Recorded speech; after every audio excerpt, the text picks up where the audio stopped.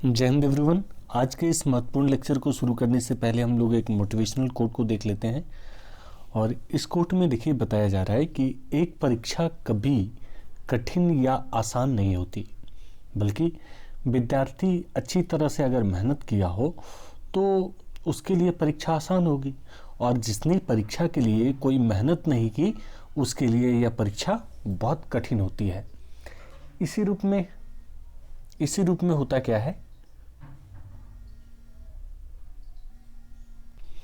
तो हमारे जीवन में भी शिक्षा जो होता है उसका बहुत ही महत्व है, और इसे विभिन्न विद्वानों ने भिन्न भिन्न रूप में परिभाषित किया है। जैसे अब अंबेडकर के शब्दों में देखें तो वह कहते हैं, शिक्षा वो शेरनी का दूध है जो इसे पिएगा वही दहाड़ता है। उसी तरह से इसे महात्मा गांधी कहते हैं कि शिक्षा मानव के सर्वांगीण विकास का आधार होता है। जैसे जिस व्यक्ति का अगर शैक्षिक विकास होगा तभी वह विभिन्न रूपों में, विभिन्न आयामों में किसी चीज़ को सोच सकता है, समझ सकता है और बेहतर रूप से क्रियान्वित कर सकता है। ठीक है, आज के इस महत्वपूर्ण लेक्चर में हम लोग त्रिरत्न सीरीज के अंतर्गत, जिसमें हमारा घटनाचक्र, लुसेंट और क्राउन के ऑब्जेक्टिव बुक को डिस्कशन के फॉर्म में डिस्कस किया गया है, तो उसको हम लोग यहाँ पे डिस्कस करने जा रहे हैं। और साथ ही उससे रिलेटेड जो भी क्वेरीज हो, आप लोगों के जो भी क्वेश्चंस हो, जो भी कॉम्प्लिकेशंस बनते हो या डॉट हो, तो आप हमें मैसेज बॉक्स के जरिए अपना डॉट भी भेज सकते हैं। ठीक है, चलिए हम लोग शुरू करते हैं इस लेक्चर को यहाँ से। और कल के लेक्चर में हमारा लगभग 30 क्वेश्चन हुआ था, तो वहीं से हम लोग कंटिन्यू करते हैं इसे। ठीक है, और इस क्वेश्चन में हमसे पूछा जा रहा है कि प्रोटीन का पाचन कहाँ से प्रारंभ होता है।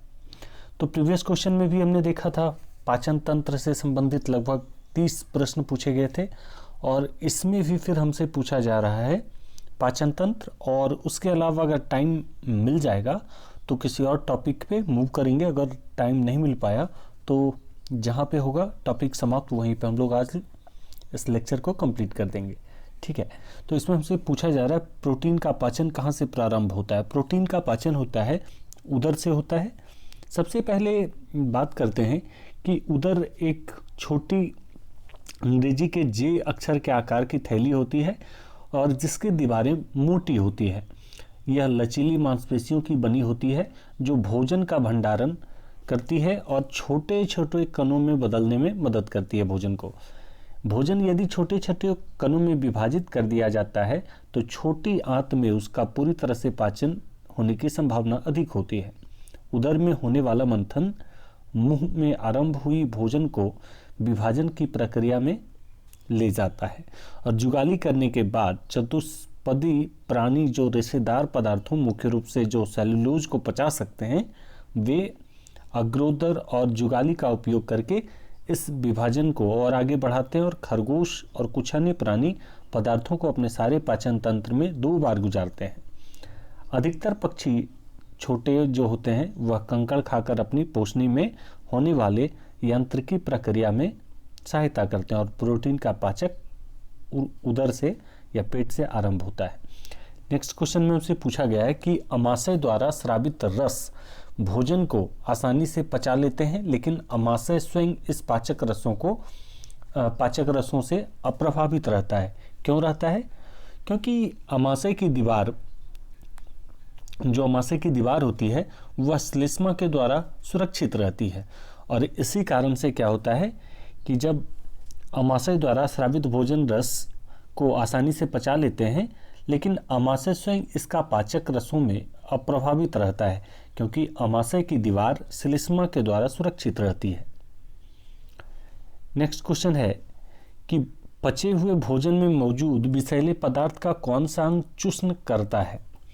तो पचे हुए जो भोजन होते हैं उनमें खास करके यकृत जो होता है वह चूषण का कार्य करता है।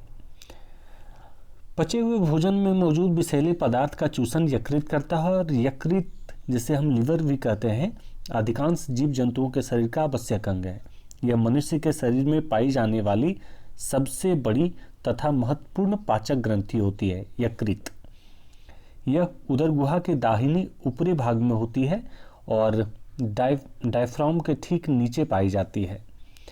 यह आंत्रतोइजिनी द्वारा सधा रहता है और यह लाल भूरे रंग का बड़ा कोमल ठोस तथा द्विपालिक अंग होता है। दोनों पालियां बहुभुजीय पिंडकों से बनी होती है और इसके चारों ओर संयोजकी ऊतकों का आवरण होता है जिसे ग्लिसरीन कैप्सूल कहते हैं। नेक्स्ट क्वेश्चन है, पेप्सिन क्या है? पेप्सिन क्या है? तो पेप्सिन एक प्रकार का एंजाइम है। पेप्सिन की बात कर लें तो आमाशय की भीतरी सतह पर विद्यमान ग्रंथियों में जठर रस का स्राव होता है और इस जठर रस में पाचन के कुछ सहायक किण्वन या खमीर पाए जाते हैं तथा साथ ही हाइड्रोक्लोरिक अम्ल भी पाया जाता है।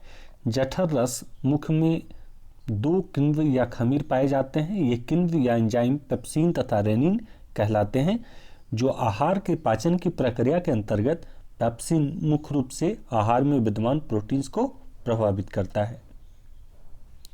नेक्स्ट क्वेश्चन है, पेप्सिन बदल देता है किसको? तो पेप्सिन जो होता है वह प्रोटीन को पॉलीपेप्टाइड में बदल देता है। रेनिन या पेप्सिन नामक एंजाइम जठर रस में पाए जाते हैं। कई एक बार पूछ लेता है कि रेनिन और पेप्सिन कहाँ पाया जाता है, तो यह एंजाइम जठर रस में पाया जाता है।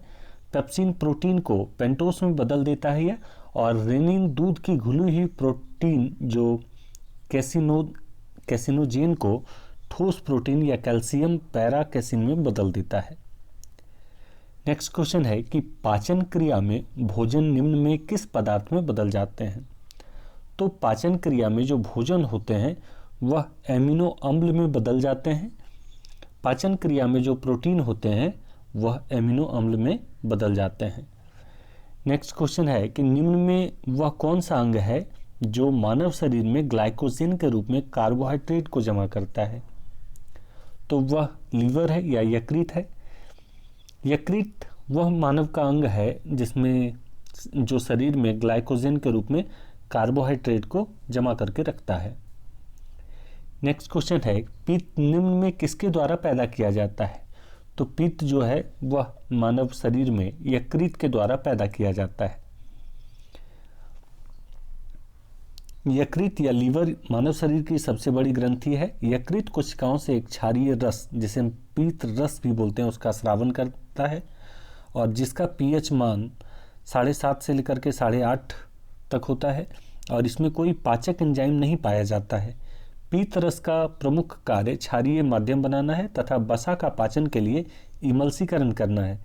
यकृत से प्रतिदिन 700 से 900 मिलीग्राम पित्त रस का स्रावन होता है। नेक्स्ट क्वेश्चन है कि पित्त जमा होता है कहाँ जमा होता है? तो पित्त जो होता है वह पित्ताशय में जमा होता है। और नेक्स्ट क्वेश्चन है, पित्त का प्रमुख कार्य क्या होता है? तो पित्त का प्रमुख कार्य होता है वसा का पायसीकरण करना। उदर के दाहिने भाग या ऊपरी भाग में उदर के दाहिने के ऊपर की ओर में शरीर का यकृत या लीवर होता है और यह शरीर का सबसे बड़ी ग्रंथि भी है जो पित्त का निर्माण करती है। वहाँ से पित्त पित्ताशय में जाकर के एकत्र हो जाता है और पाचन के समय एक वाहिनी द्वारा गृहिणी में पहुँचता है।